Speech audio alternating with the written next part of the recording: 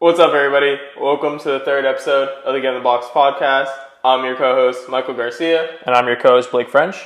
And today, we got a decent amount of topics to touch upon. Yeah, we do. We're spread across the league. So I say we just hop right into it. And we have to talk about a certain individual first. He's getting called up this past Friday. Probably the most anticipated prospect since Bryce Harper. Very true. Maybe Steven Strasburg. Vladdy Jr. He got called up finally after the Blue Jays have been playing he needs to work on his defense. We just need a certain date to pass to get an extra year of service time. Are you excited for Vladdy Jr.? I am. I do think they're going to put the Blue Jays a little more on the map, at least right now. I think he's going to be a good addition to the team. Do I think he's going to do everything they say he's going to do? Debatable. Okay. But I think he'll fit in pretty well. Yeah, so Zip's projections has him batting over 300 this year. I mean, he's been batting over 300 in the minors for a long time. Mm-hmm. So, I mean, it doesn't come as a surprise to me that he's going to be batting over 300 in the majors. But, I mean, I'm just a little worried about his power, to be honest with you. Really? I am. I mean, look at him. He's a wagon. He's 6'2". He's at least 220, and just the only reason it worries me is because of his minor league past. As far as he's had a lot of at bats, he's batted well. Don't get me wrong. His average is up there, but he hasn't hit that well in the minors as far as home runs. Okay. So I don't see how that's going to carry over to the majors. If his average is going to carry over, fine. But I don't know how his power is going to carry over, too. Yeah, so, we were talking about that. And that when you said his home run numbers, let's say them for everyone listening. Sure. So, hold on, I got to find it one second. Okay, we're going to cut this. Yeah, we'll cut it. Yeah. Back into it. Let's see. All right, here it is. Okay, so. In 2019, so far, he's had 50 at-bats. He's hitting .333, which is great, but only 3 home runs. Okay. In his 4 years of minor league play, he's hitting .331, which stays pretty consistent. But he has had 44 home runs, but that's with well over 1,000 at-bats. Okay. So you can see where my frustration would be with how it's going to go. Yeah. So, my only thing I would say to that is probably when he first came up, since he is still really young, when he first got into the minors, it was more like adjusting to that pitching. And then I've heard this about players when the power numbers aren't 100% there in the minors. Once you get to the majors, it's just so much better pitching, and it's more around the plate that there's probably times that he went whole series down the minors and saw 2 pitches. Partially because they can't pitch, and you're trying to avoid him. That's true. So he's not. So the one or 2 pitches that we talk about it with Barry Bonds, and we've seen it with Bryce Harper and other stars. In the majors, they get a few pitches to see a whole series, and that's what guys that can actually control the ball. If you got a 22-year-old kid that has a fastball 92, but changeup can't control anything else, Vladdy's seeing 1, maybe 2, and the eye is the best part to me. The fact that he walks more than he strikes out in the minors with who his dad was, swinging at anything from the chalk to as high as he could get his bat is wild to me, honestly. That's true. I mean, don't get me wrong. I do think that what you're saying is right about the pitches being a little wild in the minors, and when he gets to the majors, they might be a little more close knit. But I guess the only thing I can say is, we got to wait and see. Yeah. Because he can either make it or break it kind of situation here. Well, I guess we'll find out. He started this past Friday. And, I mean, that's only game 1 of his major league career, so let's see. And if you guys want to know how anticipated this game is, we're currently watching it. We're watching Vladimir Guerrero's first game. I think this is the first Toronto game I've watched this year, to be honest. And honestly, seeing he had 1 at bat, I believe in the 4th. No, it was Yeah, it was the fourth. Where he bombed it. Right. The camera angle made it look like that was second deck, like right. Goodbye. And I will say it was an inside pitch that he just happened to pull. And it went pretty far for a closed stadium. Yeah, shout out Pinder for that catch though. That was a great catch. Unbelievable. So they have him penciled around 300. They probably think he's going to hit around like 30 bombs. And so we will see. But I do want to talk to you about a guy that we know 9 out of 10. I would put like the odds around like 80-85%. This year he's for sure going to hit 300 and he might touch 30 bombs again. The reigning NL MVP, Christian Yelich. Yeah, Yelich. There's a lot I can say about this guy. He's, for a relatively young guy, he's doing really well. Like you said, the reigning MVP of the NL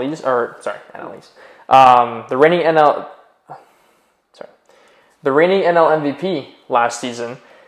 He's doing well. Yeah, and and that was his first year out of Miami. And while he was in Miami, depending on who you talk to, a lot of Marlins fans thought, okay, he may not have a batting title in his future.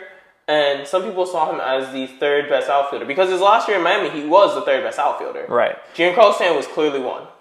Ozuna looked like he was on the star path at 2. And he was also an all-star that year. And then it was Christian Yelich, who was struggling a little bit with injuries, still trying to find his position, goes over to Milwaukee, and just from all-star break on. I just want to stop you for 1 second. Don't you see a little trend here that's kind of crazy? The Marlins had Ozuna, Stanton, and Yelich all on the same team. Mm-hmm. And remind you, they were the Marlins. Yeah. Look at those players now. I mean, Stanton, while he was there, was like, him and Jose were the biggest attractions besides that horrible, horrible home run machine that thankfully Derek Jeter has gotten rid of. But, it's wild to see, and especially the fact that Christian Yelich went to the Milwaukee Brewers and he's in the spotlight, which I love. Milwaukee's not necessarily the biggest baseball city, but the fact they were amazing last year, I'm actually really happy that the world, and especially the baseball world, is starting to see how good Christian Yelich is. Now, this year it's been a little Jekyll and Hyde. Although his numbers don't show it, like his standard numbers, if you go look at the home road splits, it's scary, honestly.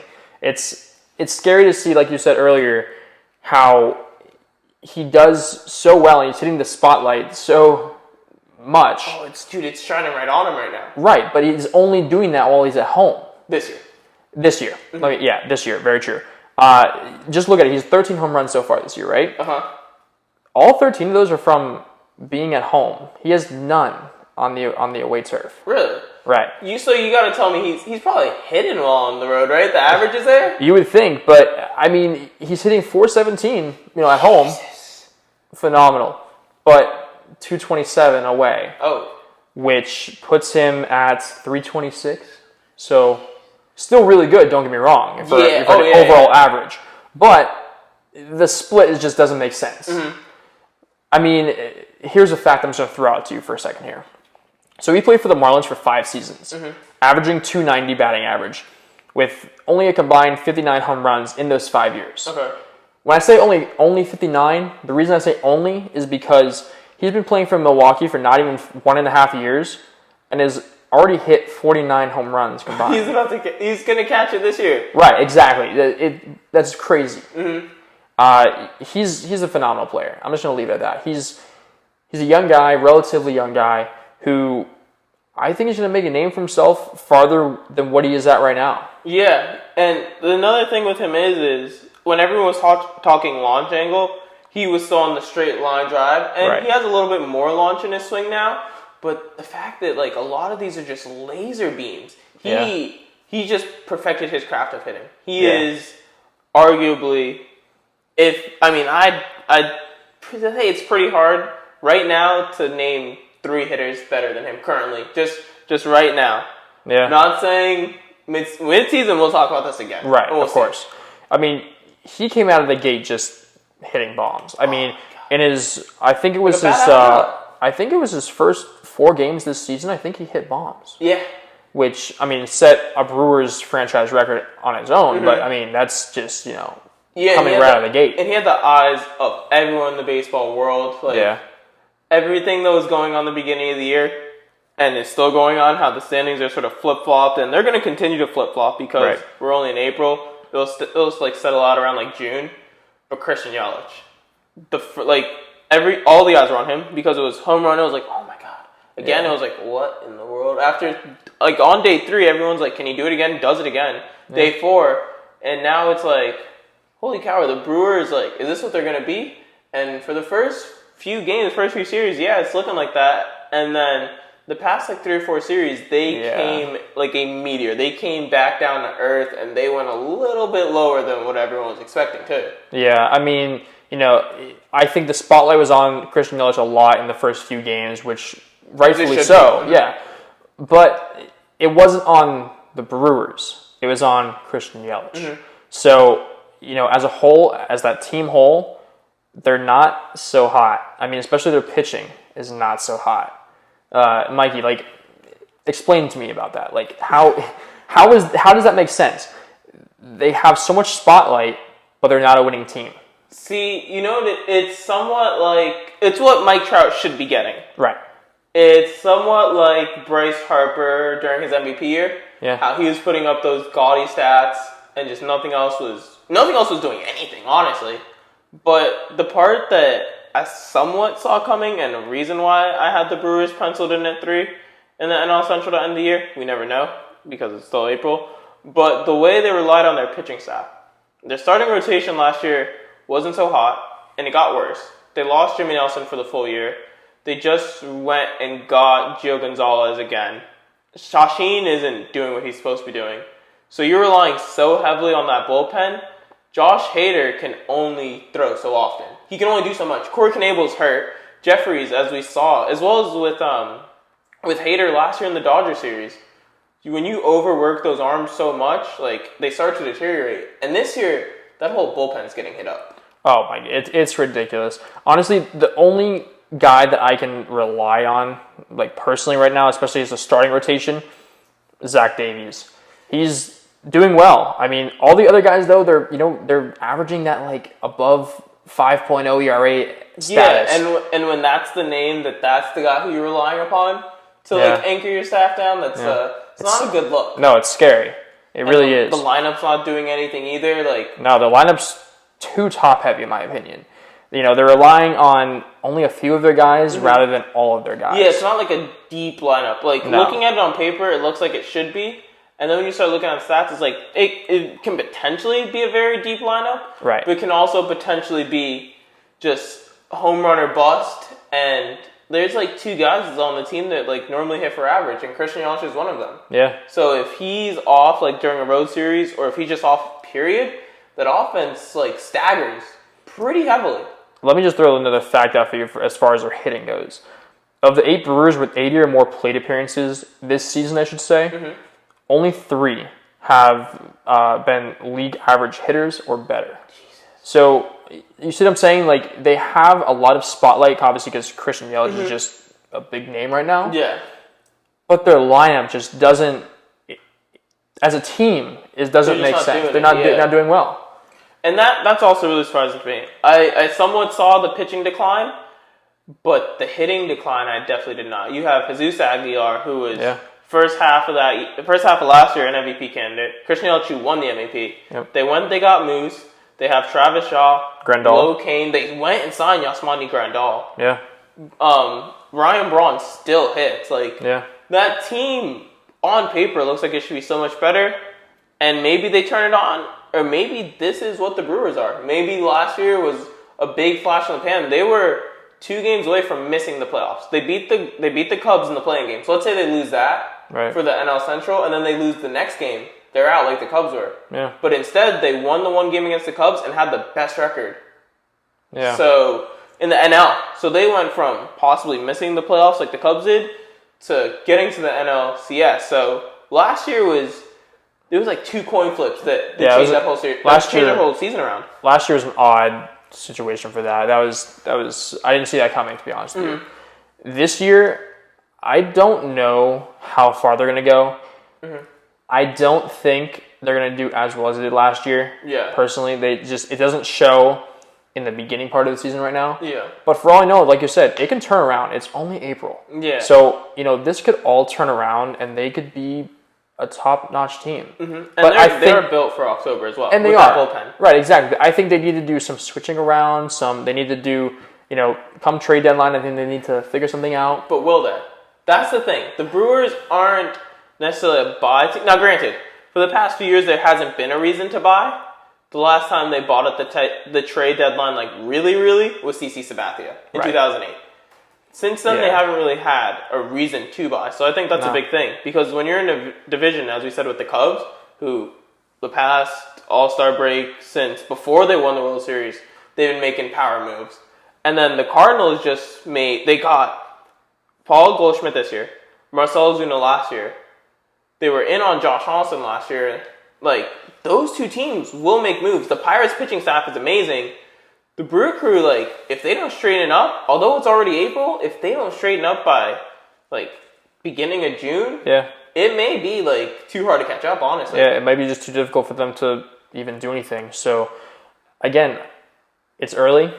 We may be talking about this again in the future. We may talk about this in 2 weeks, and we're eating all our words. Like, right, it's just how it is. It's true. Now, like, there's one thing I do want to touch up on before we get this closed is, what do you think of hidden ball tricks? Sorry to, change this up a lot, but what's your opinion on it? Because, I mean, okay, so the reason I bring this up is because... The Angels. Tyler Wade. Yes. Are you kidding? Mike Trout made an amazing catch on the warning track at center field. And, just flipped it into Simmons. He throws it into Simmons, and Simmons just made a little bit of a sneaky play. I think he had it up his sleeve. A little sleight of hand. Right, exactly. And he honestly just kept it. Yeah, he caught Wade kind of, I don't want to say sleeping, but kind of mid-step, just not really paying attention. Yeah, his foot was off the bag by maybe like 2 inches. I mean, if he's wearing like spikes for a rainy day, like, he's still on base. Yeah, exactly. What do you, in general though? I mean, like, obviously this happened last week. This is something that was cool to see. But in general though, what do you think of hidden ball tricks? We talked about bat flips a little bit, and we gave our opinions. Yeah. So, by the way, if you haven't seen the episode, go back. Yeah, you guys definitely got to go listen. It's a really interesting conversation that we had. Exactly. So for this one, let me give you guys another interesting conversation. I think everything 14U. That's huge. The hidden ball trick, to be completely honest, just because you're having kids 13 and under that still are learning the game of baseball, still like if you watch a game like that, I have a younger brother who's 15, so I see it all the time. Like, kids are straight emotion, and there's not always a thought process. So I've seen some hidden ball tricks. I've seen when a team goes for a double steal and they throw the pitcher and just catch the guy coming off third just dead in the water. I personally like it. When it happens in the MLB, it really makes me laugh, and it makes me think of Rookie of the Year. When little man's on the mound, and he's tossing up the Rawson bag until the guy steps off first, you're out. That's true. And I mean, when you're a Little League player and you pull off the hidden ball trick, or if you even try pulling off the hidden ball trick, you're the coolest kid in the team. Yeah. That's the most fun thing you can ever do in Little League, is pull off that hidden ball trick. When you see the majors do it, and you want to repeat it, it's the one thing you can really repeat and just, have fun with your friends. That's fun to do. And the best part is when you see, like, a coach's face after the fact, it's like... what just happened? Because the best part is they can't even really yell at the kids too much. Right. Because you're standing right next to them. Yeah. If they're on first or third, at least. If second base, that's no man's land. You're like, hey, he stole the ball. Hey, it's as close as me and you are to each other right now is how close the first base or third base coach is to the player. So I think what I really want to know, and I'm not sure if anyone's asked it yet, did anyone on the Yankees see Andrelton Simmons keep it? That's a good question, actually. Like, if you're on the bench, do you, is it just something that because the ebbs and flow of the game, you're just like, oh, you don't even look? Was there a player that's like, I don't know if he threw the ball? And the funny thing about that was that, when the camera crew is doing all this stuff during the game, after they made the catch, they threw the ball in. It's routine stuff. You know? They sort of start to pan out. Right. Look at the they next did the pan out. And they were doing. I think they were doing replays of the catch Mike Trout was making. Great catch. And great, phenomenal catch over the shoulder. Very stop. Right, exactly, great catch. But they were showing the replay, I think, when it actually, quote unquote, happened, which I think it had them fooled, which makes me think that, no, I don't think anyone really saw it. I think they just thought it was a routine play. Yeah, it didn't even seem like the umpire saw it. It was more like Anderson Simmons was like jumping up and down, yelling, and the ump's like, what is wrong with you? Like, did a bee sting you? What happened? And he's like, I have the ball. And Tyler Wade's like, what just happened? Yeah, he's like, who threw the ball on the field? And he's like, oh no, please don't tell me right now. I just got out. It really makes me laugh when they play those things where they don't even have the ball in their glove and they mess with them. Exactly. They mess with them a little bit and they just tag them and they're like, oh, just kidding with you. Yeah, Miguel Cabrera is pretty infamous for that. He'll mess around with you at first base, just like slap you on the thigh and you're like, wait, what? And then he's like, no, I'm playing with you. Yeah, Miguel Cabrera. You see it a lot with when like Spanish players play like Spanish players, like Javi Baez is always messing with someone. Yeah. Like you see it on the baseball field a lot. Remember Altuve and Miguel Cabrera? Yeah. How he just untucked his jersey and Altuve like went into his stomach. It adds like life to baseball. It does. And for some people think baseball is such a boring sport, which I still don't get. I don't understand it. But I love anything that brings baseball more to light, because at the end of the day, it's a sport that you grow to love as a kid, and it's a kid's game. So when you get to see these major league players like just have fun on the field, show a little bit different than I'm just going out, I'm going to go stand in the box. I hope I get one hit out of my 3 at-bats today. Right. They're showing that their career is actually a fun career to have, and they're showing a little more emotion than just, playing the game and taking it so seriously. And don't get us wrong, that it's good to see that too sometimes, but we like the emotion. And we like when those serious players show the emotion a little bit because it just catches you off guard. Right. Like if there's certain players like an Aaron Judge, like a Derek Jeter, like those kind of like stone-faced killers, when they like crack a smile or make a joke or do something out the ordinary, it like catches you. It's like more exciting. Whereas if Javi Baez does something, it's like, oh, it's just Javi Baez. You expect it. It's the best part because that's Javi Baez. He is who he is, and everyone knows him because we're a baseball classic pointing the Yadier Molina while tagging someone out. Like everything, he's the magician. He's El Mago for a reason. The slides, like I don't know if you've seen this. And if you guys haven't as well, you should check this out. On the Cubs Twitter, they tweeted out a video, on their YouTube, they put out a video of Javier Baez avoiding tags. I have seen that. With the slip move. Yep. Oh my, he is so exciting to watch, guys. If you haven't watched that, definitely go check that out as well. They're not modern sports media, granted. But it is a great video, and it was really exciting to see because I'm a huge fan of Javier Baez. I did not know he did the slip move that much. Right. And just the way he plays, that type of player, I love it. So to close this out, let's both agree, and I hope that everyone listening agrees with this too. We're both a big fan of this hidden ball trick. Oh yeah, it's great. Like you get the emotions of a kid again. Yeah. As a Yankee fan, I went full face palm, want to say a few obscenities out, and then I'm like, well. And to remind you too, but that was big. That was a big play because I think it was like top tie 7 game, it was 5-5 tie. You got a guy on second base and it's Tyler Wade. Tyler Wade's fast. Anything to the gap, anything hit to the outfield that hits the ground, he's probably scoring on. So that was a huge momentum shift. Granted, the Yankees did win that game 6-5, but it was a cool thing to see. Yeah, if we would have lost and that would have been like the difference, I don't know what I would have done, but we'd like to thank all of you for listening. Seriously. Definitely reach out to us. And we like really having these conversations at the end of the podcast where it's not necessarily structured. We just go into it like, what should we talk about at the end? Definitely give us some tips. Give us some questions. What do you guys want to hear us talk about? Maybe next podcast we'll both get into who our favorite players are. We can do that. Our respective teams. Sure. And I think you guys would enjoy that. Thank you all so much. Remember, subscribe to the YouTube, Modern Sports Media. Follow us on Twitter at modernsports_. You can follow us on Instagram at Modern Sports Media. And on Facebook, just Modern Sports Media Group. And also I'd like to say, please check out our IGTV. We have some pretty cool things going on there. And it's a pretty cool place to check out. Yeah. Thank you all so much. See you next time. And remember, baseball, best sport in the world. Agreed.